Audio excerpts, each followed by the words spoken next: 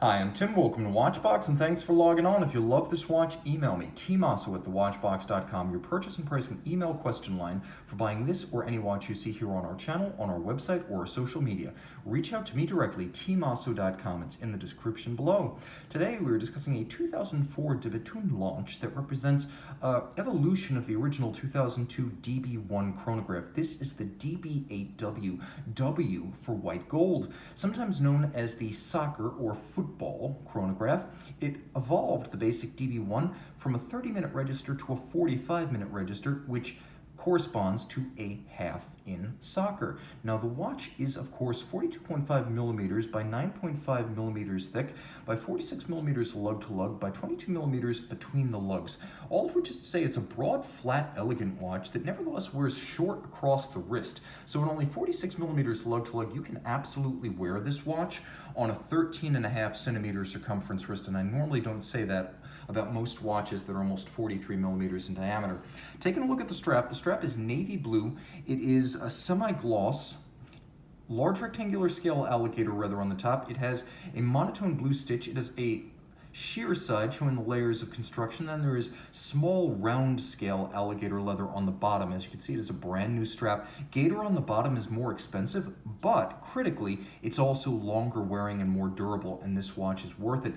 There is a simple de Bethune matching white gold pin buckle for quick and easy on-the-fly adjustments. And then you can see that the watch uses curved spring bars so that the lugs themselves can be very close coupled to the case, and there's no impediment or obstruction to the motion of the strap. You can pull it straight down around the wrist. You can see the ogival, or bullet, torpedo, rocket cap shaped lugs. A long-time styling feature. These ogival lugs are actually the only profile from the original DB1 chronograph that is retained to this day on the current DB28 line. So this watch uses the more pronounced ogival tips, but look at the current DB28 and you will see these little torpedo form caps on the end of its floating lugs.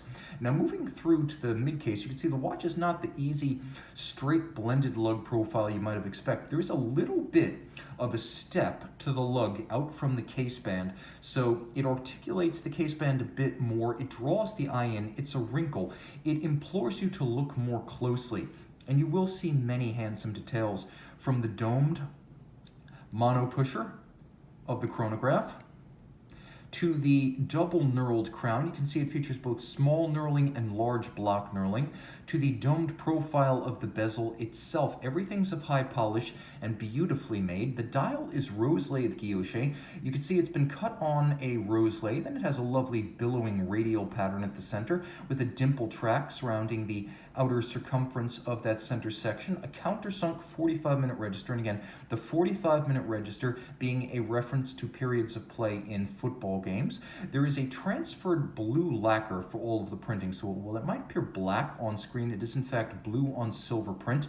The de Bethune logo is printed in a vaulted or arced fashion that traces the arc of the case, and then you have fired steel leaf or foy style hands. These foy hands are beautiful, and as you can see, they are a richer blue than you would get with a chemical dye. This is done by firing.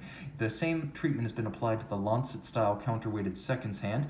One of the features that's most notable of this watch, though you can't see it internally, is a movement that was developed by THA, which is a company founded by Denis Flageolet of de Bethune, F.P. Journe, and Vianney Halter, three great independents. It was founded during the late 1980s and operated through the 1990s and mid-2000s before eventually being sold to Karl F. Bucherer to become their movement house. Now, a monopusher chronograph caliber was developed by THA initially for use in monopusher chronographs from Ulysse Nardin and the Cartier CPCP Haute Horlogerie collection.